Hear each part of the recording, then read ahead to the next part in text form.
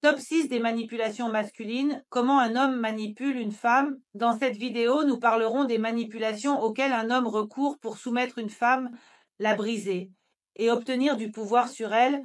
Il existe en réalité de nombreuses manipulations. Mais si vous parvenez à identifier à temps le manipulateur et la manipulation qui vous est destinée, vous pourrez préserver votre estime de soi. Et ensuite réfléchir à savoir si vous avez besoin de telles relations, des relations avec un manipulateur, ou si vous méritez quelque chose de mieux. Ainsi, la première manipulation est l'emotional roller coaster. Dans votre relation, tout a commencé merveilleusement, avec des fleurs, des attentions et des compliments. Il la rencontre au travail, l'invite au café, la regarde avec des yeux amoureux et à un moment donné, il disparaît. Il n'est plus là. Vous appelez pour demander ce qui lui est arrivé.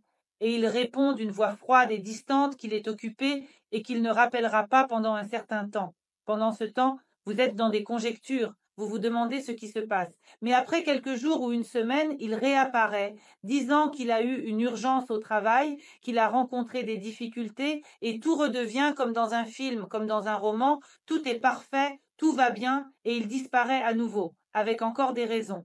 Mais vous êtes déjà, disons, sur le crochet du manipulateur, vous pensez à ce que vous avez mal fait, pourquoi il disparaît, pourquoi il s'éloigne, et maintenant vous attendez déjà qu'il apparaisse, vous êtes avec cet homme de toutes vos pensées et de tous vos sentiments. Eh bien, en principe, c'est ce qu'il cherchait, un contrôle total sur la femme.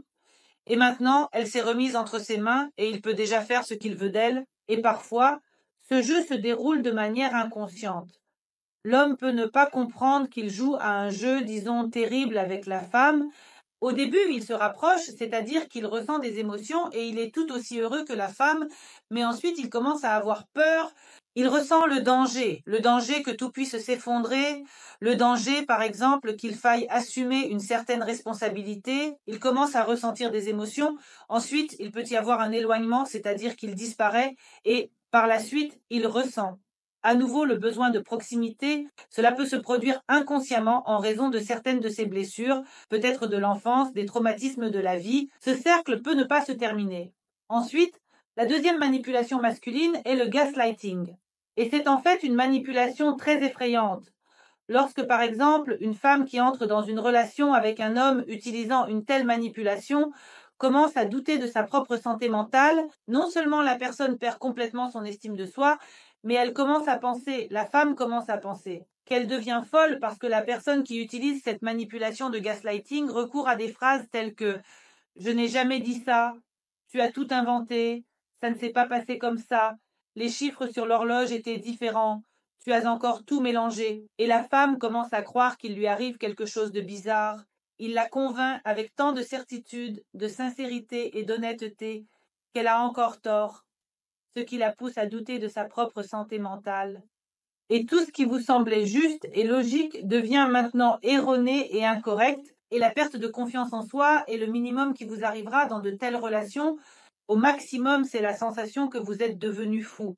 Ensuite, manipulation du silence. Encore une fois, cet homme recourt à cette manipulation pour, disons, punir, afin que vous soyez plus contrôlable. Lorsqu'il s'agit d'une situation dont on pourrait parler, l'homme ne veut pas en discuter. Il veut vous faire croire que ce que vous avez fait est très effrayant, c'est-à-dire qu'il hyperbolise tout le problème, ne veut pas en parler, et vous inculque ainsi un sentiment de culpabilité en manipulant par le silence. Encore une fois, il parvient à maintenir son pouvoir sur vous, afin d'avoir une liberté totale d'action sur vous, c'est-à-dire qu'il peut vous manipuler comme il le souhaite. Si vous avez cédé à une telle manipulation, ensuite, il y a le jeu de la pitié. Et ici, par exemple, lors de certains rendez-vous, l'homme commence à raconter à quel point sa vie a été difficile, que ses parents ne l'aimaient pas, qu'il n'avait peut-être même pas de parents, qu'il a grandi dans un orphelinat. Le premier amour a trahi avec le meilleur ami, et ainsi de suite.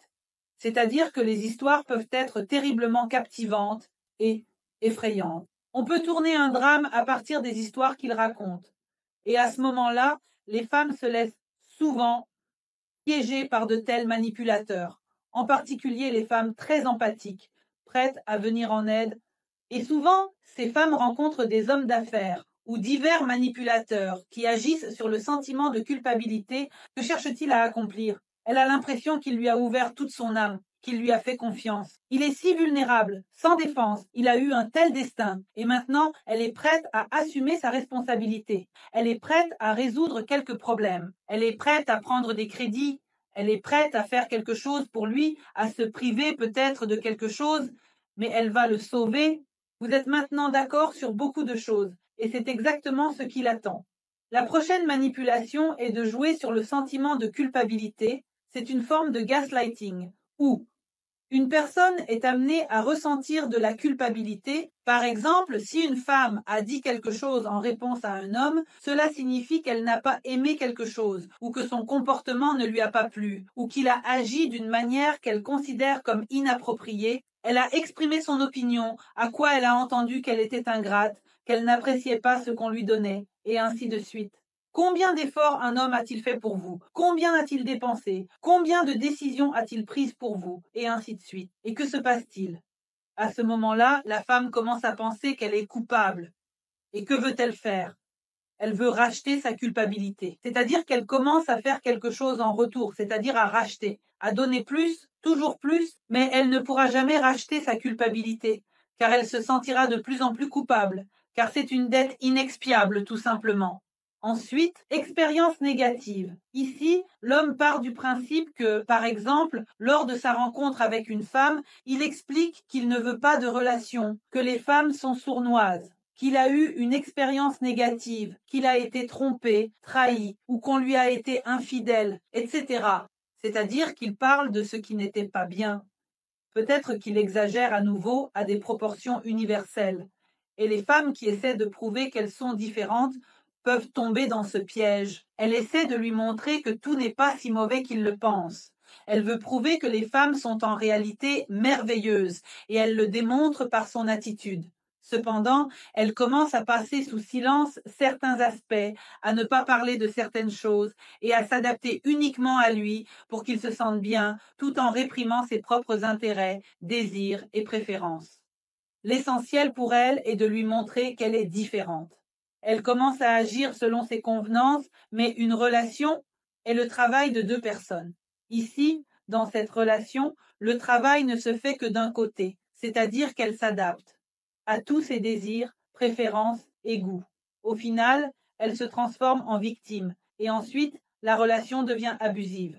Un tel homme peut alors se transformer en tyran, en abuseur, infligeant le plus de douleur possible, tandis qu'elle continue d'essayer de prouver que les femmes sont bonnes et qu'elle n'est pas si mauvaise, qu'elle est différente. C'est tout pour cette vidéo. C'était moi, Alice Wardomska. J'espère vos likes et abonnements. Écrivez dans les commentaires ce que vous aimeriez discuter dans mes nouvelles vidéos. N'oubliez pas de cliquer sur la cloche et à bientôt